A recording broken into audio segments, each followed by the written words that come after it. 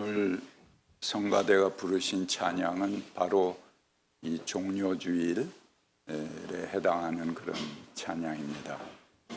특별히 가사를 쓰신 분이 전에 우리 교인이었던 박경장 집사께서 쓰신 그런 노래입니다.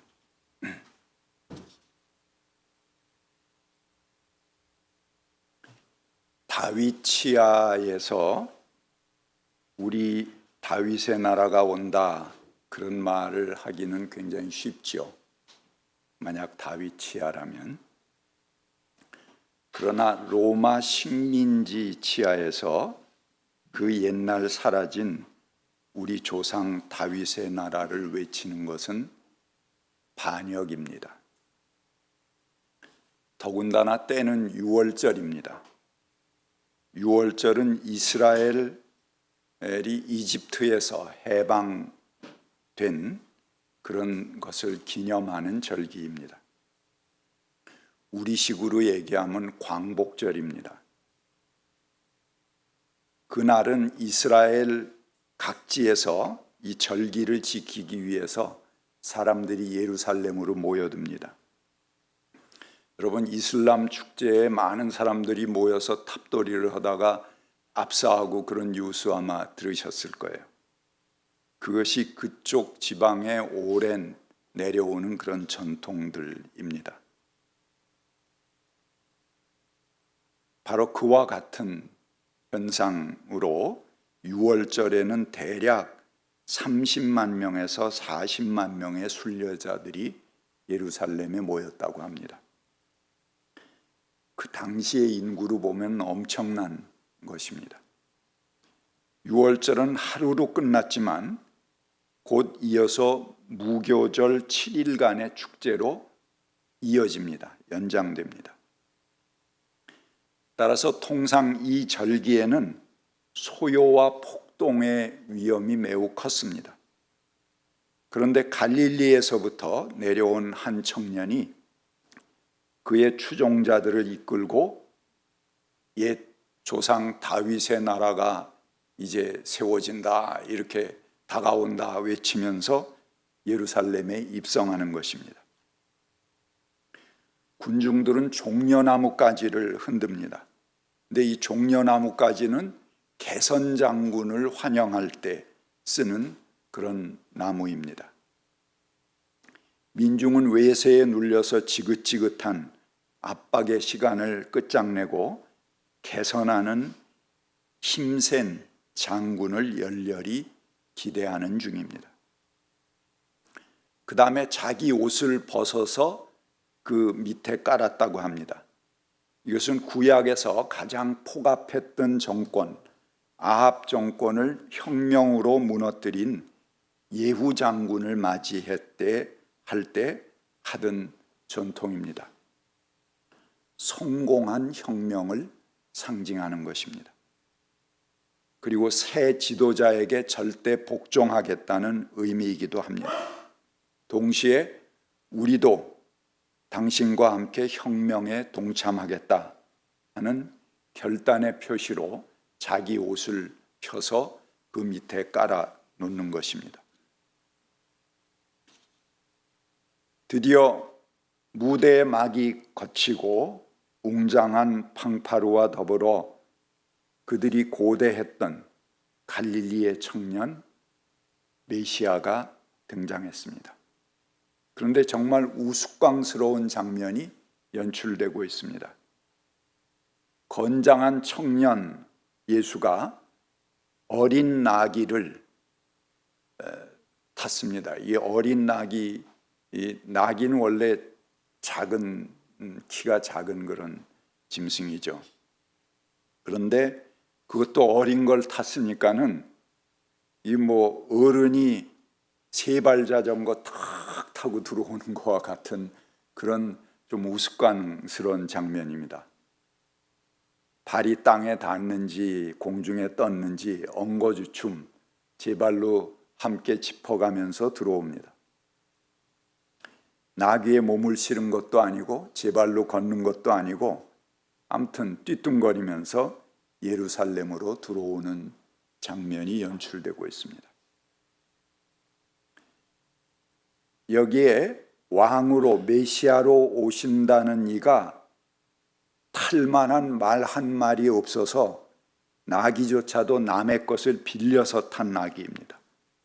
그야말로 코미디 같은 장면입니다. 웅대한 체격의 장군, 위엄이 있는 영웅을 머릿속에 그렸던 사람들은 아마 허탈했을 것입니다. 근데 이 우스꽝스러운 장면은 오늘 여러분들이 보신 스가랴의 본문을 그대로 연출하는 것입니다. 근데 구약 성서에 수많은 메시아에 대한 예언들이 있습니다. 그 중에서 유일하게 이 스가랴의 말씀이 민중 메시아에 대한 그런 이야기입니다. 근데 정확하게 그 스가랴의 말씀을 뽑아서 그것대로 연출하면서 예루살렘에 입성하는 것입니다. 새 왕은 나귀 중에도 어린 나귀를 타고 옵니다. 그것은 지금 로마 군마로 전 세계를 다스리는 로마의 통치를 비웃는 것입니다. 그리고 그 왕은 평화의 왕입니다. 물론 나귀보다야 훨씬 키가 큰 군마가 훨씬 멋있습니다. 하지만 병거와 군마는 전쟁을 일삼는 왕들이 타는 것입니다. 그러나 새 왕은 전쟁할 때 쓰는 활도 꺾고 문민족에게 평화를 선포할 왕이다, 그렇게 이야기합니다. 여기서 예수는 평화의 왕, 구원의 왕, 민중의 왕, 백성이 주인임을 선포하는 왕으로 오신다는 퍼포먼스를 하고 있는 것입니다. 나귀는 이스라엘의 일꾼들이 사용하는 운반 수단입니다. 일하는 사람들은 누구나 쉽게 접하는 동물입니다. 말 위에 짐을 실을 수는 없어요. 너무 높으니까. 그렇지만 나귀는 여기 키가 낮으니까 적당하게 이렇게 물건을 싣고 내리고 하는 그런 용으로 쓰는 동물입니다. 이것은 새 왕은 일하는 사람들의 왕이다, 민중의 왕이다 하는 상징인 것입니다. 예수를 따르는 군중은 우리 조상 다윗의 나라가 다가온다 라고 외칩니다.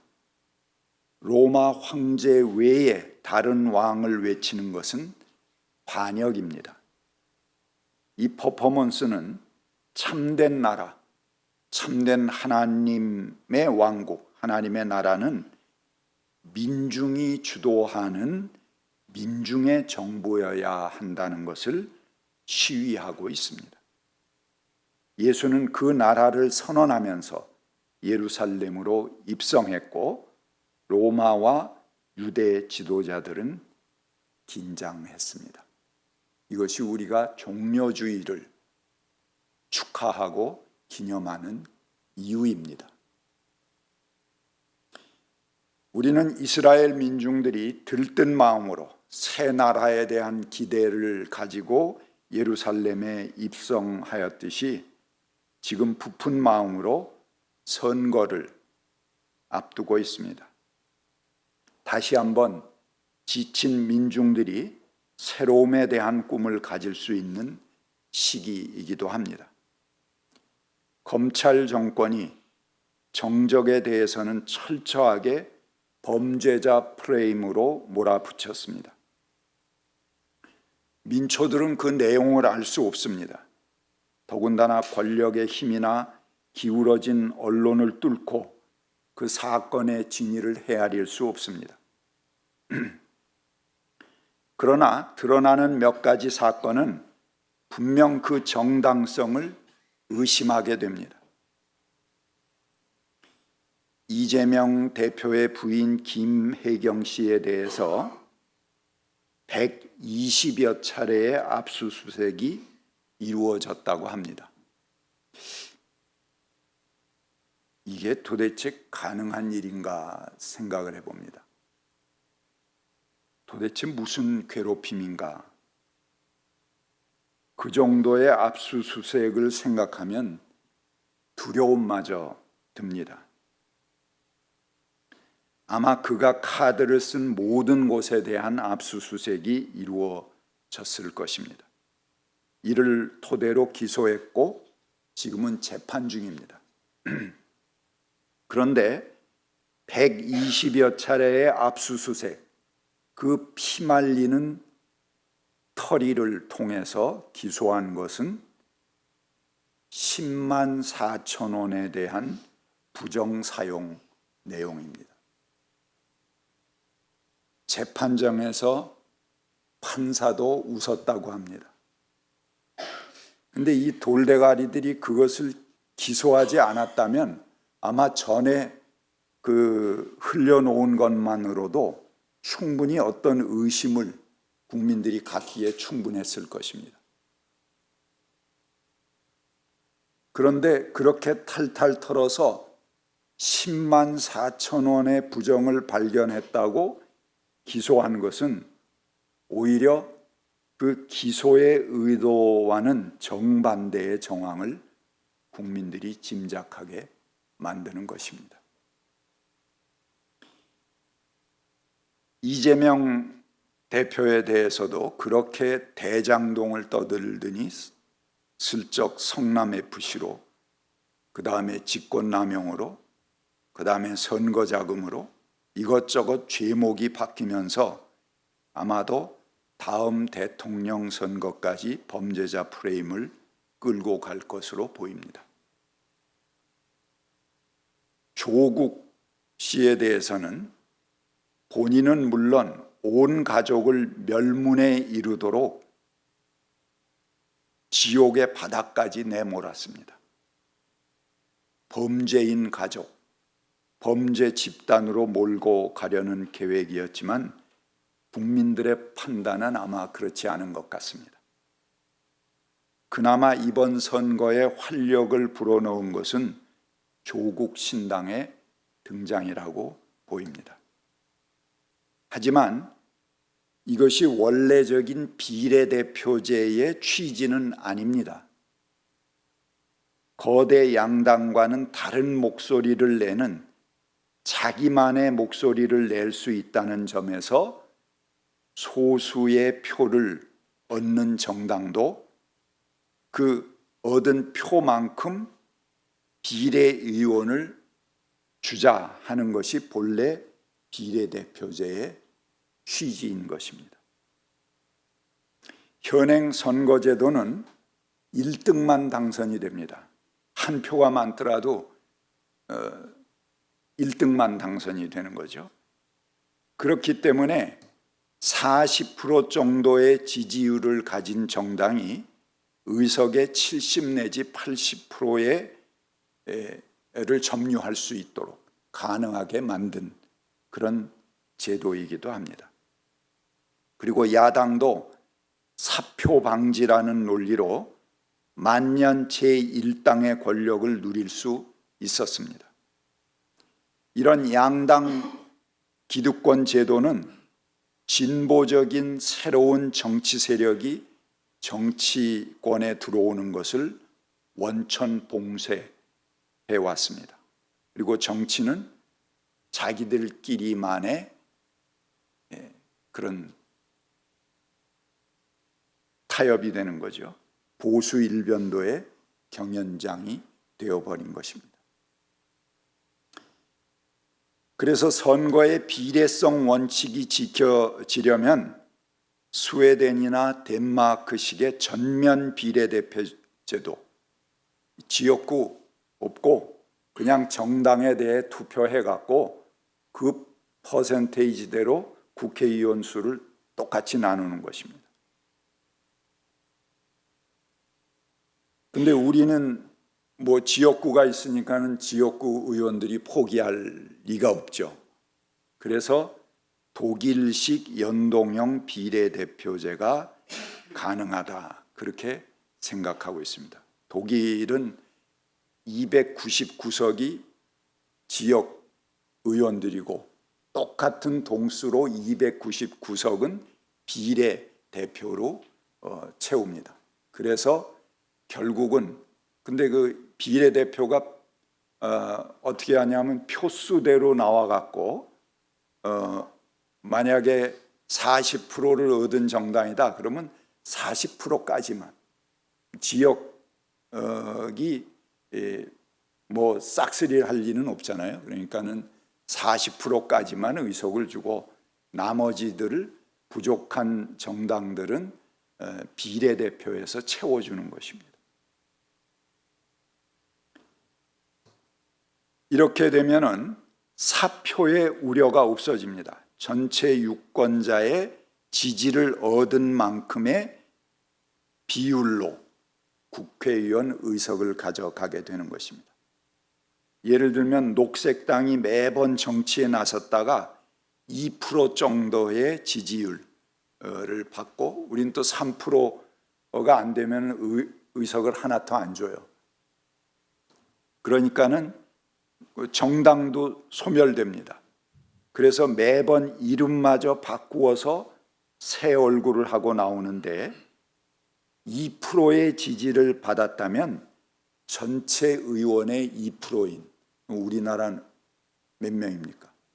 6명이죠. 6명의 국회의원을 줘야 되는 것입니다.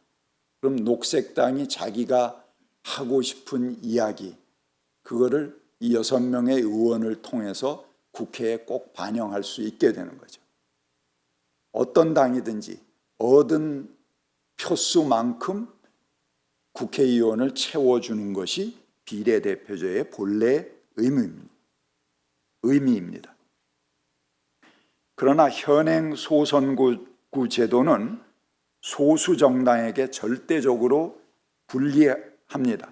그리고 일정한 득표율을 얻지 못하면 정당이 취소됩니다. 아까 3%, 그 마의 턱을 넘지 못해서 많은 군소 정당들이 나오자마자 사라지고 뭐 기성 정치 외에는 발붙일 수가 없게 되는 것입니다.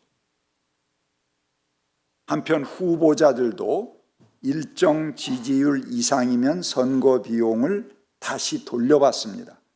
그렇지만 그렇지 못할 경우는 돌려주지 않습니다. 그러니까 어려운 처지에 입후보한 사람들은 모든 걸 날려야 되는 것이죠. 이는 양당제 기득권 정치로 담합 정치가 가능하고 국민과는 선거 때만 잠깐 문 열어서 소통하고 다른 때는 담 쌓고도 얼마든지 자기들끼리의 정치, 지역적인 패권 정치, 자기들끼리의 나눔 정치가 가능할 수 있게 하는 그런 제도입니다. 심지어는 국민들이 수십 년간 다듬어서 키워온 10%의 지지를 얻은 통합진보당, 진보 정당이죠. 이걸 기득권 양당이 담합해서 정죄하고 정당을 해산하고 국회의원을 구속시켰습니다. 정당을 하루아침에 빨갱이로 몰아서 이 참 담도 커요. 국민의 10%가 지지를 했는데 그걸 빨갱이로 몰아서 정당을 없애버렸습니다. 박근혜 정권 때 된 일이지만 민주당이 방어하기는커녕 동조해서 민주주의를 역행했습니다. 스웨덴이나 덴마크처럼 전면 비례대표제를 하면 좋겠으나 지금 그 지역구 의원들이 될 리가 없죠. 결사반대할 거니까 국회를 통과할 수 없습니다. 그래서 지역구와 비례대표를 병존하되 표심의 왜곡이 없게 하려면 독일식 연동형 비례대표제가 가능할 것으로 보여집니다. 그렇게 하려면 지역구를 그대로 놓아두고 비례대표 의석을 늘려야 합니다. 상당수 늘려야 되는 것이죠. 그렇더라도 국회의원 별로 싫어하죠. 수 늘린다 그러면 아마 국민들이 많이 반대할 것입니다. 근데 그렇게 하더라도 민주주의를 위해서라면 선거에서 비례성 원칙이 반드시 확보되어야 합니다. 그렇게 되면 한국 정치가 지금의 보수 일변도의 양당 기득권 정치에서 벗어나서 국민의 소리에 귀를 기울이게 되고 새로운 진보성을 가질 수 있게 될 것입니다. 그래야 각양각색의 국민의 주장이 그대로 국회에 반영되는 그런 국회를 이룰 수 있습니다. 그렇게 된다면 아마 다수의 정당이 대개 50%가 넘지 못하죠. 그러면 의안을 통과시키려면은 뭔가 다른 정당하고 연합해야 됩니다. 그럴 때 소수의 의석을 가진 정당과 연정의 형태로 소수당의 정책을 주류 정치에 반영할 수 있게 되는 것입니다. 그렇게 되어야 민주주의가 되는 것입니다. 이렇게 선거제도의 비례성 원칙만 반영돼도 한국의 정치는 놀랍게 변화할 것입니다. 매번 그 지긋지긋한 진영 논리로 기득권이라는 장벽에 기대 있던 국회의원들이 국민의 소리에 귀를 기울이지 않을 수 없게 되는 것입니다. 국민들과 소통하고 민의 아픔에 함께하는 정치가 이루어지는 첫걸음이 바로 이 선거의 비례성 원칙입니다.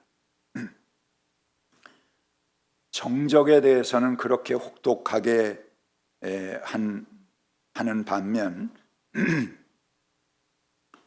대통령 처가의 사익을 위해서 고속도로 노선까지 변경하고 주가를 조작했다는 의심에 대해서 철저하게 거부권을 행사하고 있습니다. 노타치입니다. 민생은 점점 형편없어지고 있습니다. 겨우 일본보다 개인당 국민소득이 우리가 몇 년 전에 앞섰어요. 근데 다시 거꾸로 돌아갔습니다. 일본에게 다시 뒤처지기 시작했습니다. 여기저기 경제가 무너지는 소리가 아우성입니다. 범죄자 프레임으로 몰아붙이던 이들이 갑자기 이번 선거에 나타나는데 선거에 돌풍을 일으키고 있습니다. 우리는 이번 선거에서 참다운 민심의 심판을 볼 수 있기를 기도합니다. 무릇 생명의 특징은 소통하는 데 있습니다. 정치가 무엇입니까? 국민이 아파하는 소리를 듣고 때로는 중재하고 타협하고 때로는 설득하면서 국민적 통합을 만들어가는 기술이 바로 정치입니다. 근데 국민들이 아파하는 것을 모르쇠로 일관하고 백성들이 잘못됐다고 말하면 입틀막으로 대응합니다. 자기들이 표적으로 삼은 사람들에 대해서는 잔인하리만큼 압수수색하고 철저하게 범죄자로 몰고 가는 것은 아무도 찍소리하지 못하게 하는 정치가 그들이 이야기하는 평화, 쥐 죽은 듯이 고요한 평화입니다. 국민이 아프다고 호소하면 그냥 덮고 깁스해서 봉쳐버립니다. 묻어버립니다. 문제가 생기면 외국으로 빼돌리고 대통령실이 국민을 위해 거짓말을 밥 먹듯 하고 있습니다. 미국의 대통령은 날리면이 되고 말도 안 되는 유치한 꼼수로 거짓말들이 공적으로 통용됩니다. 자신은 군대도 안 나와서 총 쏠 줄도 모르는 사람이 국민에게 안전과 평화를 도모해야 할 대통령이 지금 나라를 금방 전쟁이 일어날 듯한 위기 상황으로 몰고 가고 있습니다. 전쟁이 얼마나 처참한 것인가, 얼마나 모두에게 혹독한 것이 되는가, 전혀 그 상황을 짐작하지 못하는 것 같습니다. 그야말로 여기저기 급격하게 우리 사회가 무너지는 소리가 들려옵니다. 이번 선거가 그래도 희망이 보이는 선거가 되기를 간절히 바랍니다. 국민은 없고 선거 때가 되면 자기들끼리의 칼부림만 난무하는 선거는 이제 사라져야 합니다. 누구보다도 주인된 국민을 의식하고 그들을 진정 섬기는 정치가 이루어지기를 바랍니다. 잠깐 표를 얻기 위해서 그런 척하는 거짓 정치인들이 심판받고 호산나 일하는 사람들이 주인이 되는 새로운 나라가 다가오는 세상이 우리 앞에 펼쳐지기를 바랍니다. 같이 침묵하시겠습니다.